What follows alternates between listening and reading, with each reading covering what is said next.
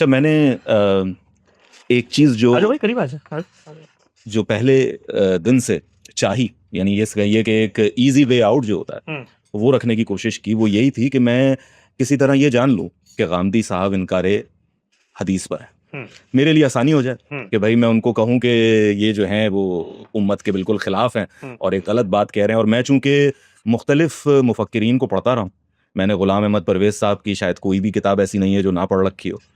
چکڑالوی صاحب ہیں، نیاز فتح پوری صاحب ہیں، سر سید کی جو تفاسیر کے کچھ مضامین آپ کو حاصل ہو جاتے ہیں، کمپلیٹ تو نہیں، وہ ہیں.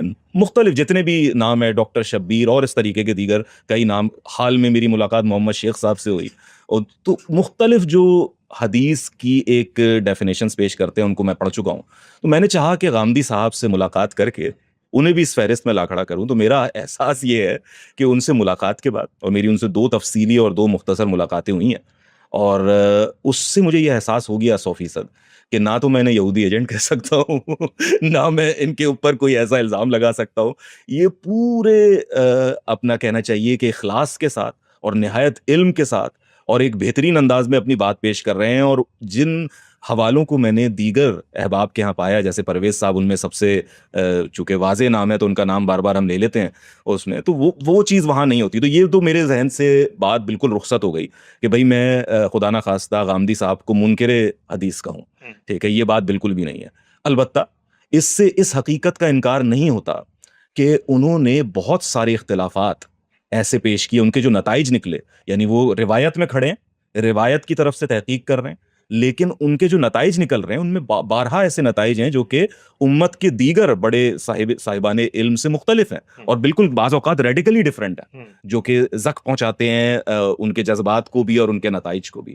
تو ایسے میں یہ ضروری ہو گیا کہ جانا جائے کہ بھئی کیا اختلاف ہے، یعنی وجہ کیا بنی. یعنی میں 2+2 کو 5 مانتا ہوں، آپ 2+2 کو 4 مانتے ہیں.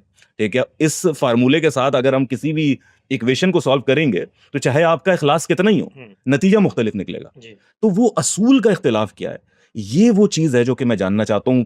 بہت ساری چیزیں موجود ہیں، لیکن کون سا وہ اصول ہے، کیونکہ آپ سے بہتر یہ بات کوئی نہیں جان سکتا. دونوں روایات کو آپ دیکھ چکے ہیں، اندر بیٹھ کے دیکھ چکے ہیں، تو آپ کہاں سمجھتے ہیں کہ وہ اختلاف کہاں ہے، وہ اصول جہاں یہ گڑبڑ ہے؟ اس میں 3 پہلو ہیں، بہت مختصراً میں عرض کرتا ہوں.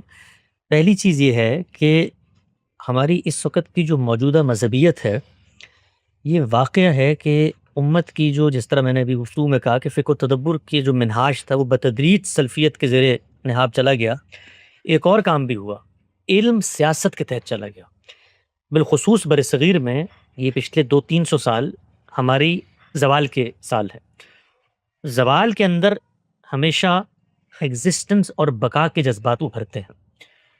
بر صغیر کے اندر جو ہماری علمی روایت تھی، انہوں نے جو کچھ تراث ان کو ملی اس کو ایک جگہ پر روک کر اس کے تحفظ کا فیصلہ کیا، اور وہ فیصلہ ان زمان و مکان کے اندر بہت صائب فیصلہ تھا. انگریز آ چکے ہیں، علوم کی دنیا کھل چکی ہے، خدا دنیا میں انسان کی توجہات میں سینٹر پوزیشن پہ نہیں رہا. اب جو کچھ مذہب تھا، جو کچھ اس سے روایت پیدا ہوئی، جو کچھ نتائج ہیں، ان کو سنبھالو، ایک ورثے کے طور پہ اگلی نسل کو منتقل کرو. کیونکہ وقت ایسا ہے کہ اگر یہ آگے منتقل نہیں ہو تو ان کا خاتمہ ہو جائے گا، کیونکہ وہ قومیں تہذیبی سطح پر غالب آ چکی ہیں، معاشی سطح پر غالب آ چکی ہیں. یہ فیصلہ ہوا 250-300 سال پہلے. اس فیصلے کے کچھ نتائج نکلے. پہلا نتیجہ نکلا کہ امت کی معلوم تاریخ کے اندر جو رویے تھے ان معاملات میں، وہ ایک اسٹیٹک پوزیشن پہ چلے گئے. اور اب آپ آگے کیا منتقل کر رہے ہیں کہ امام اعظم سراج الائمہ ابو حنیفہ علیہ رحمہ کی اس معاملے میں یہ رائے تھی، یہ حنفی مزاج ہے، ذوق ہے، اس کو آگے منتقل کرنے ہیں. آپ یہ نہیں بتا رہے کہ امام اعظم سراج الائمہ نے جب یہ رائے قائم کی تو خود ان پر ان کے زمانے میں کیا کیا الزامات لگے. ان کو یہی کہا گیا کہ یہ تو استخفاف حدیث کر رہے ہیں، یہ تو انکار حدیث کر رہے ہیں، یہ تو قیاس پہ ترجیح دیتے ہیں حدیث کو. یعنی یہ ساری باتیں جو اس وقت کہی جاتی ہیں، یہ امت کی علمی روایت میں جن لوگوں سے منسوب کر کے آج آپ ہمیں متفق علیہ فہم منتقل کر رہے ہیں، ان کے عہد میں ان کے یہ جو فقہ حنفی آپ کے سامنے موجود ہے، اس وقت موجود ہے مرتب صورت میں، یہ خود امام حنیفہ کے جو مفتہ بھی اقوال بعد میں مرتب کرتے ہیں نا صحابہ ترجیح پر، 80% آراء سے مختلف ہے فقہ حنفی جو اس وقت موجود ہے. یعنی میں آج بیٹھ کے اگر آپ کو فقہ کے اندر سے وہ چیزیں نکال کے بتاؤں کہ جس میں بحث یہ ہو رہی ہے کہ حدیث سامنے کھڑی ہے، یعنی رسول اللہ نے فرمایا کہ 2 لوگ سودا کریں آپس میں، تو جس وقت تک ملاقات باقی ہے اس وقت تک ایک دوسرے کو سودا واپس لوٹانے کا، کہ امام صاحب نہیں مانتے اس کو. 10,000 دلائل دے. پوری فقہ حنفی شافعی سے اختلاف کس بنیاد پہ کرتی ہے؟ انہی بنیادوں پہ کرتی ہے. کہیں عقل کے مسلمات ہوں گے، کہیں قرآن کا عموم ہوگا، کہیں عرف کی رعایت ہوگی، اور نتائج مختلف ہو رہے ہوں گے. یہ کام رک گیا. جب یہ رک گیا تو آج ایک شخص ہو کے وہ کام شروع کرتا ہے تو اس کے نتیجے میں آپ کیا کہتے ہیں کہ یار یہ تو حدیث کا فہم بدل دیا. تو حدیث کا فہم امام حنیفہ نے نہیں بدلا، امام شافعی کے زمانے میں